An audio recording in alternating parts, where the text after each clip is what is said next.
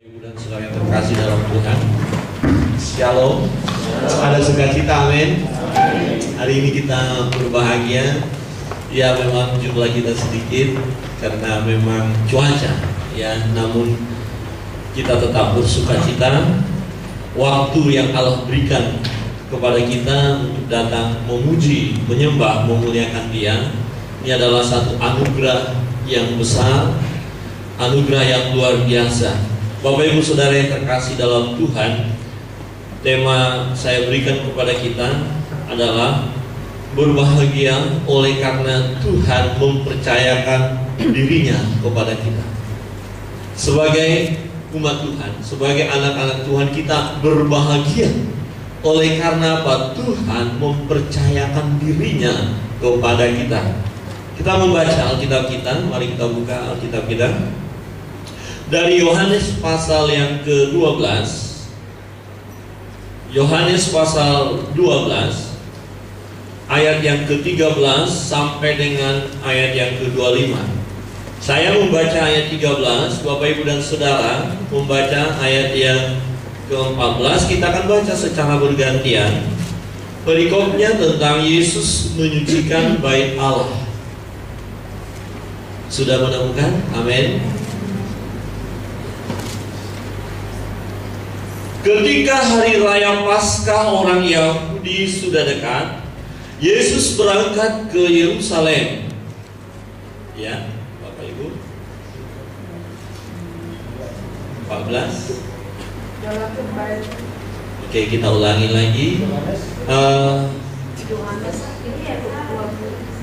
Oke, LCD-nya tidak usah kalau gitu. Ditutup saja LCD-nya biar lihat ke bawah. Yohanes pasal 2. Saya bilang tadi 12, berarti ini keliru mungkin. Pantas. Saya lihat ayat 2, saya baca 12 ya. Ini berbahaya ini. Ya, Yohanes pasal 2 ayat 12 lagi. Ayat 13 sampai 25. Oke. Yohanes pasal 2 ayat 13 sampai 25. Saya baca 13, Bapak Ibu baca 14 sampai dengan ayat yang ke-25. Ayat 13 berbunyi demikian. Ketika hari raya Paskah orang Yahudi sudah dekat, Yesus berangkat ke Yerusalem.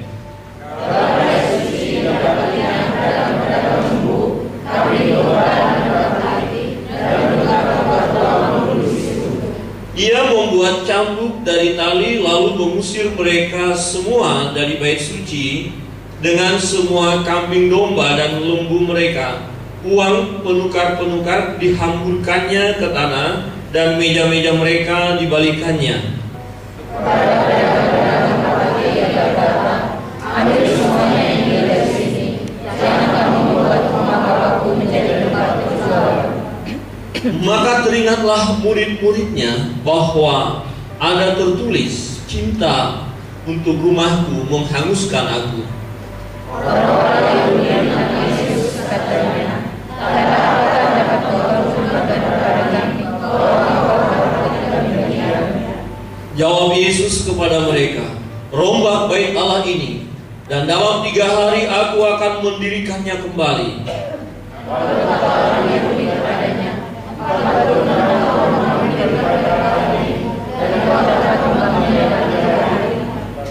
tetapi yang dimaksudkannya dengan bait Allah ialah tubuhnya sendiri.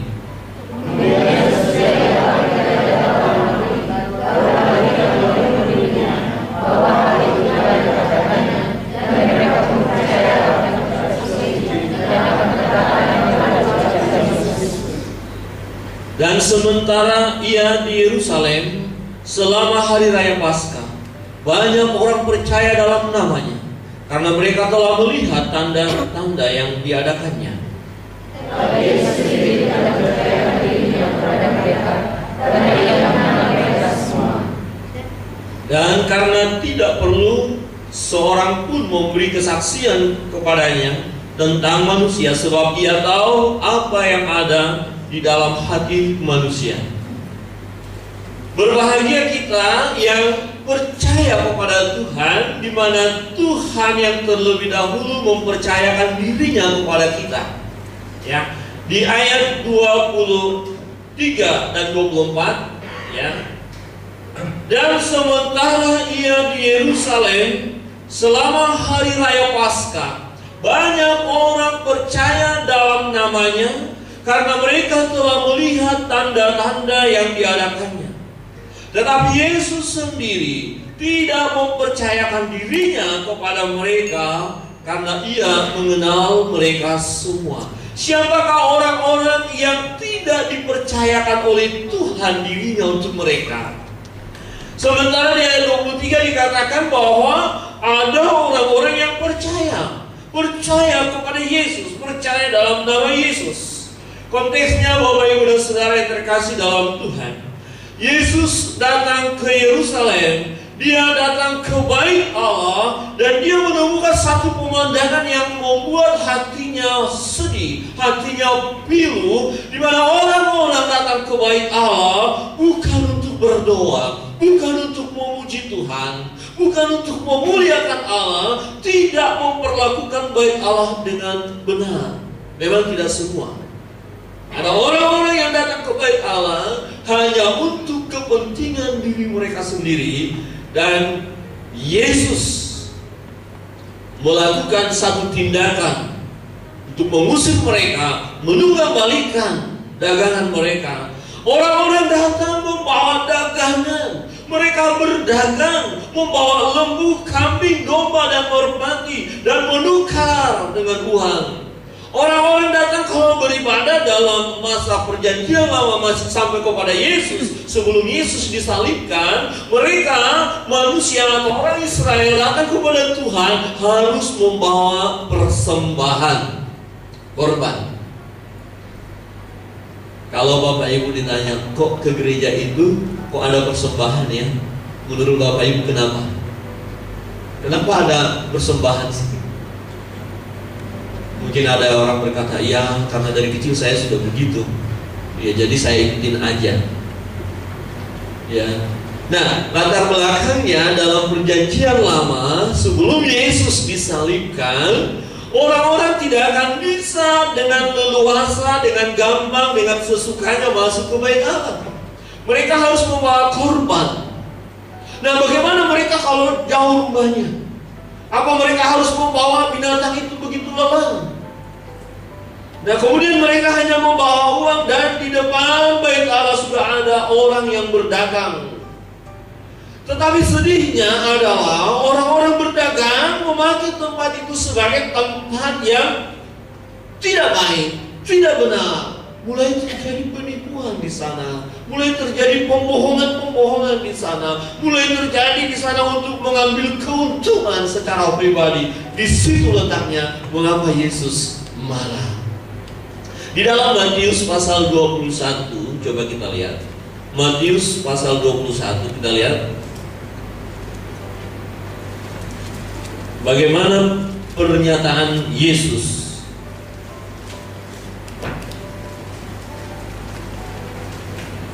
Matius pasal 21 dikatakan begini firman Tuhan, ya. Ketika Yesus melihat peristiwa itu di ayat 12, mulai ayat 12, lalu Yesus masuk ke bait Allah dan mengusir semua orang yang berjual beli di halaman bait Allah. Ia membalikkan meja-meja penukar uang dan bangku-bangku pedagang merpati, dan berkata kepada mereka, ada tertulis, rumahku akan disebut rumah doa, tetapi kamu menjadikannya sarang penyamut. Perhatikan, tetapi kamu menjadikannya sarang penyamut. Jadi bait Allah tidak digunakan dengan benar.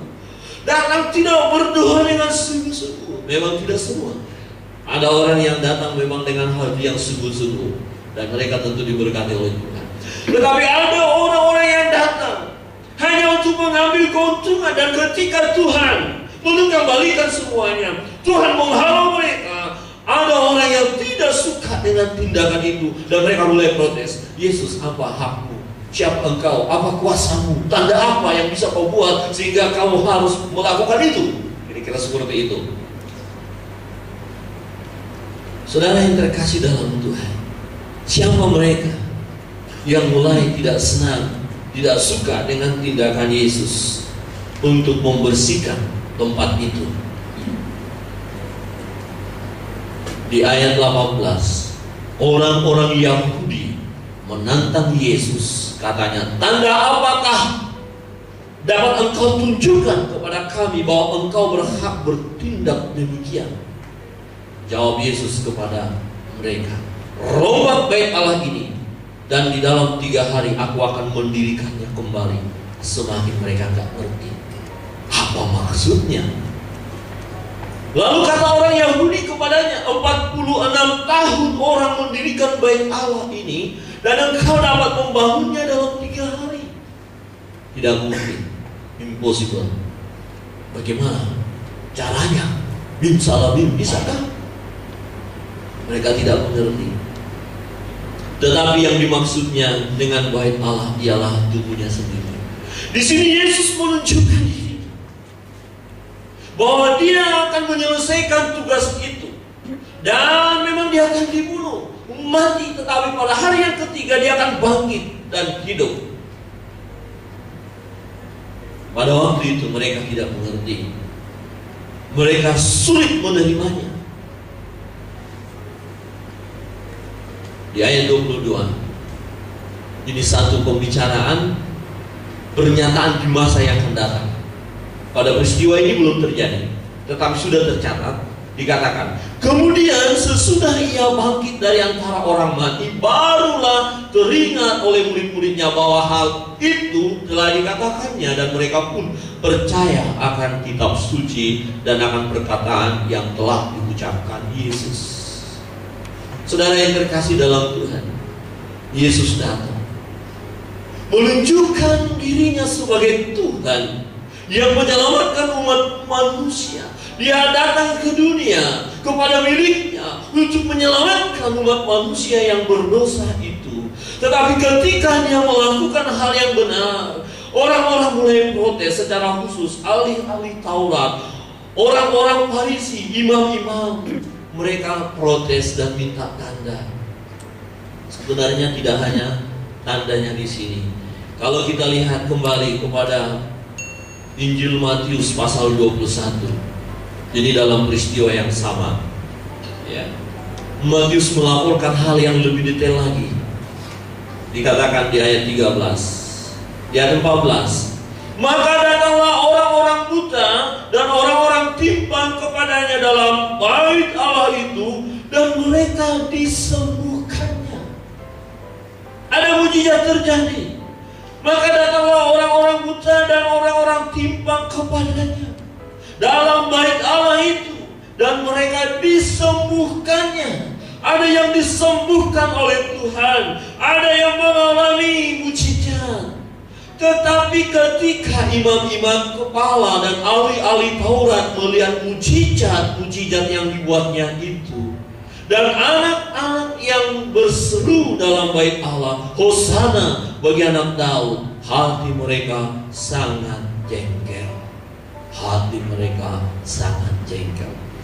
Bapak Ibu Saudara yang terkasih dalam Tuhan, Tuhan mempercayakan dirinya kepada setiap orang yang memang orang itu sudah terbuka hatinya kepada Tuhan. Ya, coba kita lihat di ayat yang ke-24. Ya. Ayat 24 tetap di sana, ya. Tetapi Yesus sendiri tidak mempercayakan dirinya kepada mereka. Siapakah mereka ini?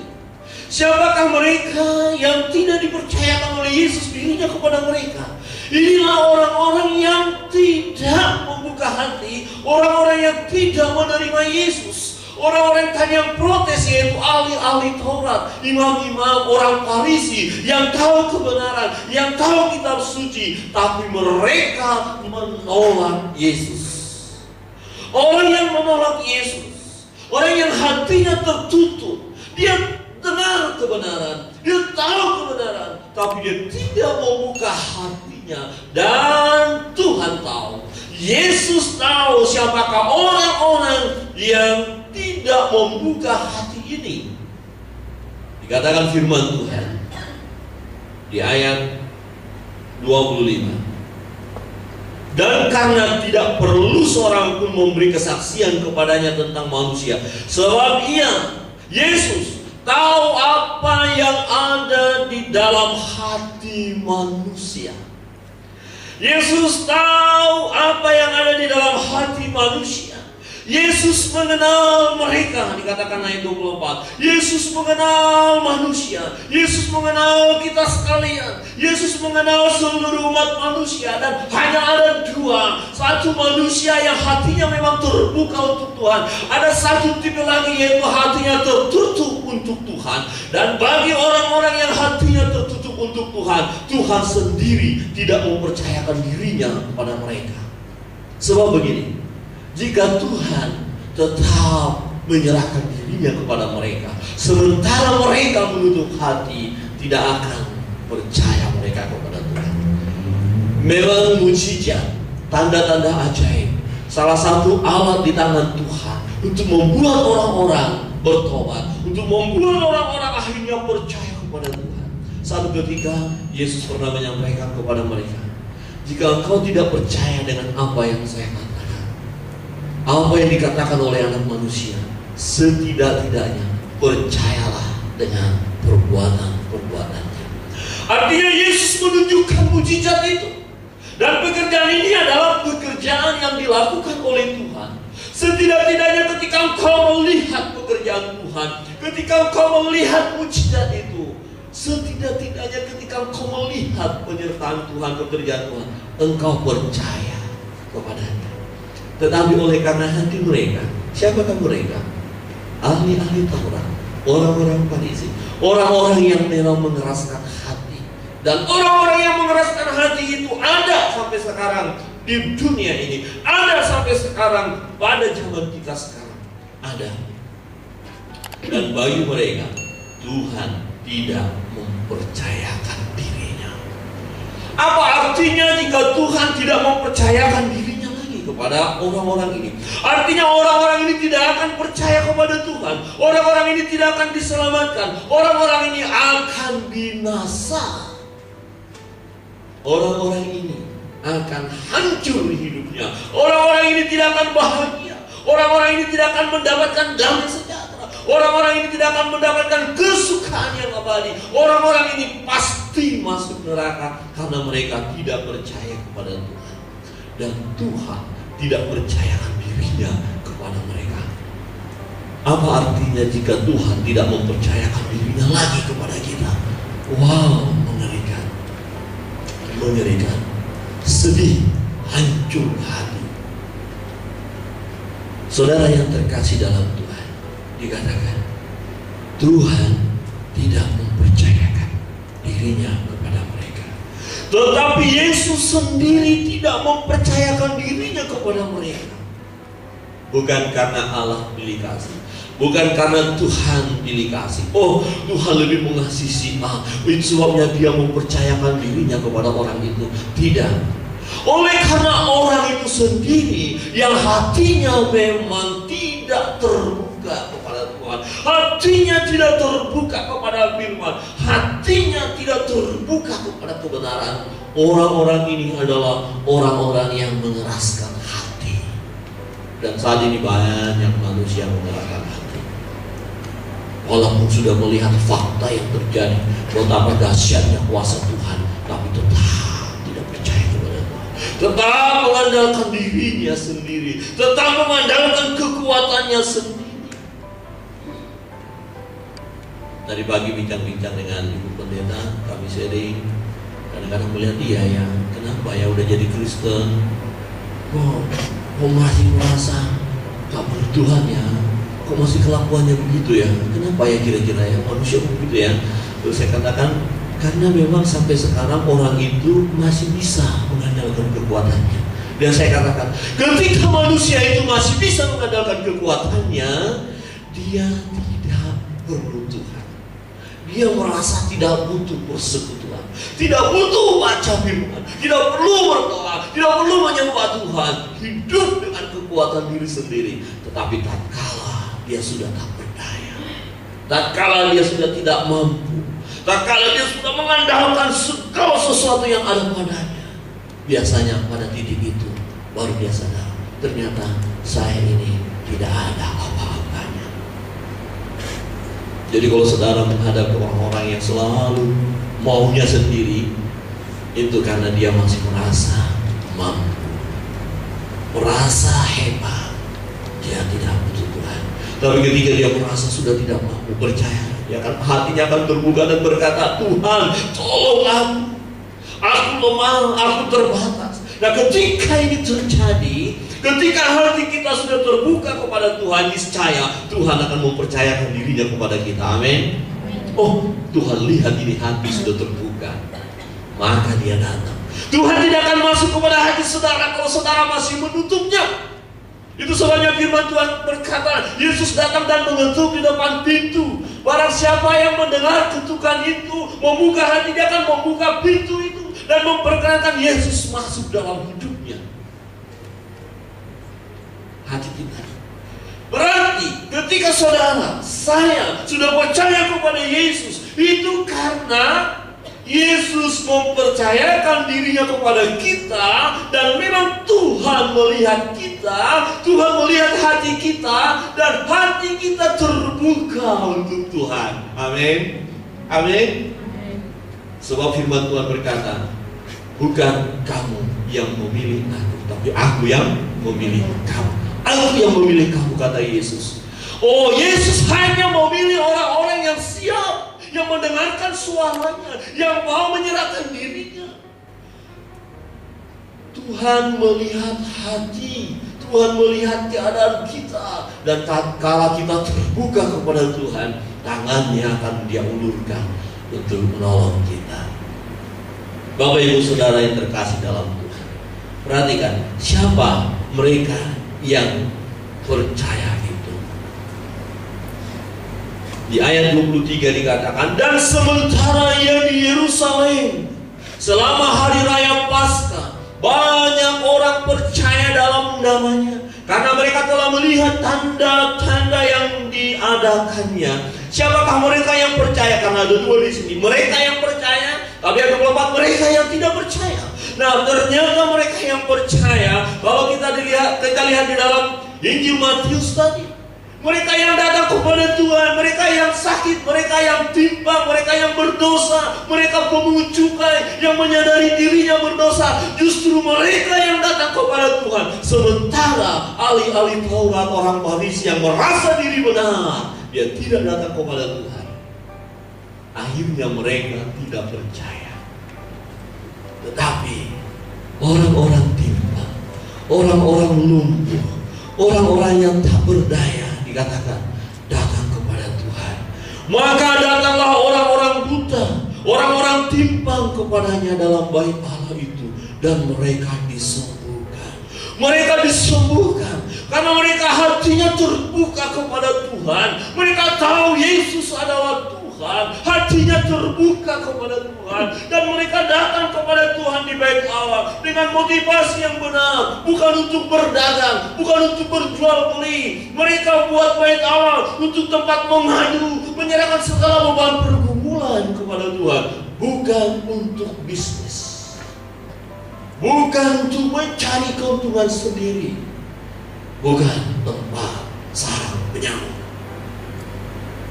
Bapak Ibu Saudara yang terkasih dalam Tuhan, kita perlu mewaspadai perjalanan hidup kita. Sekalipun kita sudah berkata, oh saya orang Kristen, oh banyak orang Kristen datang ke gereja, apakah motivasinya benar untuk menyembah Allah? Belum tentu.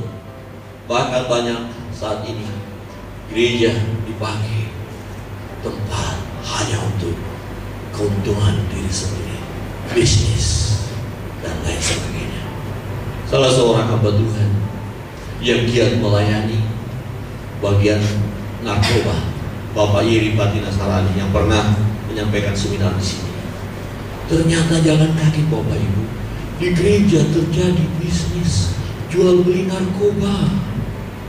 Dan salah seorang pendeta yang beberapa hari yang lalu ditangkap di Surabaya mengedarkan narkoba. Tapi saudara percaya, saya tidak akan edarkan itu. Amin. Tapi Tapi apakah saya bisa percaya ada di antara saudara yang tidak mengedarkannya? Saya belum tahu, karena saya tidak maha tahu.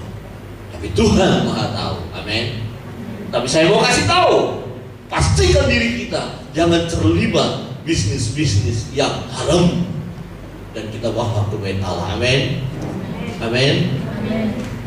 Adakah hati kita terbuka kepada Tuhan? Ketika hati kita terbuka kepada Tuhan, di situlah Tuhan mempercayakan dirinya. Pertama-tama adalah kita percaya kepadanya. Kita mencari anak-anak Allah. Kemudian dalam pertumbuhan hidup kita diperhadapkan dengan beban pergumulan, dengan persoalan, dengan tantangan hidup. Dan selagi kita terus membuka hati kita kepada Tuhan, di situ Yesus mempercayakan dirinya terus kepada kita untuk melakukan mujizat demi mujizat. Amin. Amin. Kita yang membuka hati, akhirnya Yesus mempercayakan dirinya. Mempercayakan dirinya untuk kemudian kita diselamatkan. Apakah sungguh Yesus sudah mempercayakan dirinya buat Bapak Ibu Saudara hari ini? Yakin itu? Amin. Itu karena Bapak Ibu berarti sudah membuka hati. Bapak Ibu hatinya tidak keras, tidak mengeraskan hati. Betul? Yesus kan tahu tidak mengeraskan hati, maka dipercayakan. Kata ganti dari tidak mengeraskan hati itu lemah lembut, siap dibentuk. Amin. Coba katakan kiri kanan, hatimu lemah lembut, siap dibentuk Allah. Amin. Halo. Halo. Saya melihat wajah-wajah yang lembut ini senang sekali loh, bahagia, senyumnya luar biasa. Beda loh wajah orang yang lembut hatinya dengan keras. Oh, keras ini. Apa? Tapi kalau lemah lembut ya, oh ya senang ya. Oh ya, aduh, kasih senyum sikit kiri kanan gitu ya, lembut hatinya.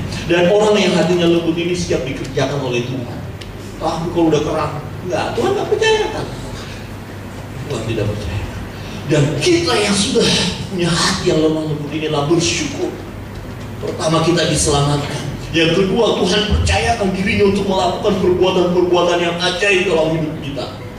Tidak hanya hari ini kita melayani, tidak hanya hari ini kita setia kepada Tuhan, tapi terus menerus. Bahkan Alkitab berkata, ketika kita setia dalam perkara kecil, Tuhan mau percayakan terus perkara-perkara yang lebih besar, lebih ajaib, lebih dahsyat dalam hidup kita, karena kita mau membuka hati senantiasa kepada Tuhan. Amin. Kita adalah orang-orang yang percaya Tuhan, amin, dan siap dipercaya oleh Tuhan. Apa artinya? Bahwa Tuhan tidak mempercayakan dirinya. Saya masih kasih gambaran. Pak Peter kemarin saya kasih tahu, tapi beliau lupa caranya. Ya, Pak Denny maju ke depan. Oke.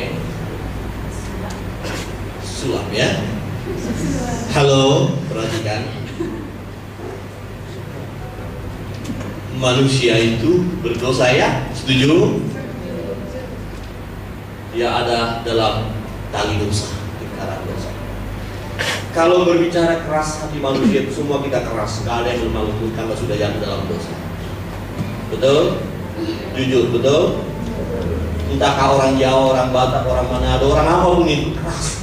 Jangan bilang kalau orang Batak keras, enggak, Alur juga keras, Sunda juga kelar. Oh, cuma ngomongnya lemah lembut, katanya lemah lembut bicaranya, tapi hatinya belum tentu. Ya semua suku, Sangir, Manado, Bali, semua kita yang ada di sini tadinya hatinya keras kok, masuk dalam dosa, ya kan? Wah, udah berdosa diikat lagi kan? Karena perlakuan manusia yang terus menerus diikat lagi, dililit lagi sama dosa, semakin keras, diikat lagi sama dosa, semakin keras. Bagaimana dia bisa keluar orang sudah diikat? Erwin, mari. Katakanlah mereka ini hatinya keras. Katakanlah, jangan tersinggung. Hatinya keras. Keras hati. Ya ini keras hati. Ada nggak mau bertobat. Yesus datang untuk orang-orang yang ini, termasuk untuk orang yang keras hati.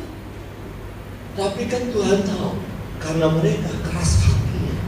Walaupun Tuhan terus mau kasih apa, dia nggak bisa. Keras. Akhirnya Tuhan tidak mau mempercayakan dirinya kepada orang yang keras hati. Silakan dulu. Orang yang keras hati tidak dapat apa-apa. Siapa relawan 2 orang maju ke depan? Relawan maju ke depan. Ini kira-kira hatinya lembut lah gitu. Silakan maju ke depan. Gak ada yang lembut hatinya di sini. Wow, pulang aja saya. Halo, silakan relawan yang hatinya lemah lembut atau terbukalah untuk firman. Siapa saja, pemuda-pemudi, siapa saja terserah, mari. Ini memang hatinya sudah lembut, gitu. Pegang, jangan lepas, keras. Satu lagi. Oke. Ya, hatinya sudah tarik keras. Memang tadinya mereka keras hatinya, bagaimana mau lepas? Tapi mereka mendengar suara Tuhan. Yesus datang. Mereka tahu siapa Yesus. Ketika mereka mendengar firman, ya kan? Ketika mereka mendengar firman, mereka masih mengeraskan hati, tidak bisa lepas. Ketika mereka mendengar firman, mereka mengeraskan hati, tidak bisa lepas. Tidak bisa lepas ya. Mengeraskan hati, tidak bisa. Keras. Masih keras. Tapi ketika mereka melembutkan hati mereka, lembutkan, kok bisa lepas? Hanya orang-orang yang melembutkan hati mereka bisa diselamatkan. Amin. Hati saudara sudah terbuka. Amin. Apa yang mengikat saudara? Apa yang mengeraskan hati saudara? Ketika tangan Tuhan membuka hati, Tuhan percayakan terus dirinya kepada kita. Mujizat demi mujizat terjadi. Orang timpang, orang buta, orang lumpuh datang kepada Tuhan. Hati mereka terbuka dan mereka lah yang disembuhkan. Mereka lah yang merdeka. Mereka lah yang bersukacita. Mereka lah yang berbahagia. Tetapi orang-orang yang merasa diri benar, ahli-ahli Taurat, orang-orang Farisi yang tahu kebenaran, yang membaca kebenaran, tapi karena mereka mengeraskan hati, Tuhan tidak mempercayakan dirinya kepada mereka. Mereka tidak dapat apa-apa. Tetapi kita adalah pribadi-pribadi yang berbahagia. Amin. Saudara berbahagia, Tuhan percayakan dirinya kepada kita, dan kita dibebaskan dari segala keterikatan dosa. Kita bersukacita seperti orang-orang buta, orang-orang timpang yang datang ke bait Allah untuk memuji Dia, menyembah Dia, membawa segala beban pergumulannya kepada Dia. Bukan seperti ahli-ahli Taurat yang hanya mau mengambil keuntungan, yang mau berdagang di bait Allah, yang menjadikan bait Allah sarang penyakit. Mereka tidak mendapatkan apa-apa. Tapi kita yang hati kita terbuka, Roh Kudus terus menguasai kita. Terjadilah mujizat demi mujizat dalam hidup kita. Amin. Sampai kita